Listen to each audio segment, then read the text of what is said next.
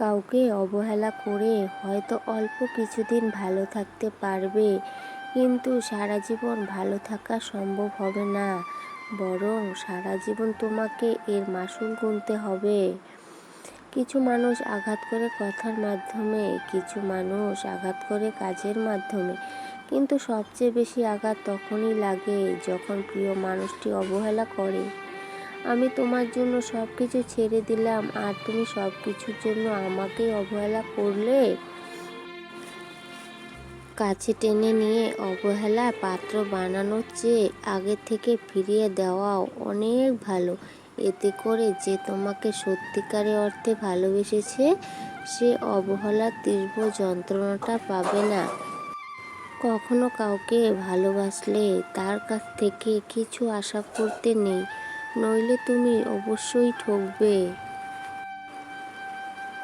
মানুষ ভালোবাসতে গিয়ে নিজের সকল কিছু বিসর্জন দিয়ে দুঃখকে ভুলে যায়, কিন্তু মনে রাখা উচিত ভালোবাসা যেখানে দুঃখ আসবে সেখানে।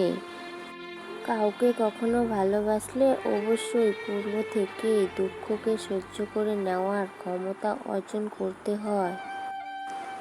জীবনে অবশ্যই কাউকে ভালোবাসতে হলে মন দিয়ে ভালোবাসা উচিত, কিন্তু কখনো তার উপর পুরোপুরি নির্ভরশীল হওয়া উচিত নয়। মানুষের জীবনের সকল সুখ শান্তি তখনই হারিয়ে যায় যখন সে কাউকে মন থেকে ভালোবাসে ফেলে। কখনো যদি কাউকে ভালোবেসে ফেলেন তবে অবশ্যই নিজেকে তার প্রতি একদম আসক্ত করবেন না, নইলে দেখবেন সে আপনাকে অন্ধকারে ফেলে চলে যাবে।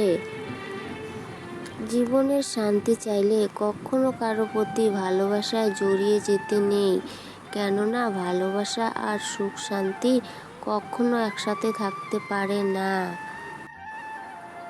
দুঃখ তো তখন হয় যখন মনে হয় এক সময় তোমার প্রতি আকৃষ্ট হয়েই ছুটে যেতাম তোমার কাছে, আর সেই তুমি চলে গেছো আমায় ছেড়ে।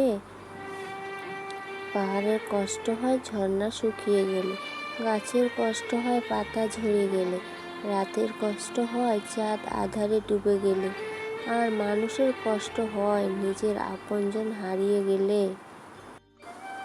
ভালোবাসা এমন একটি জিনিস যা সবার জীবনে আসে না, যদিও আসে তাহলে তা দিয়ে যায় শুধু দুঃখ আর বেদনা।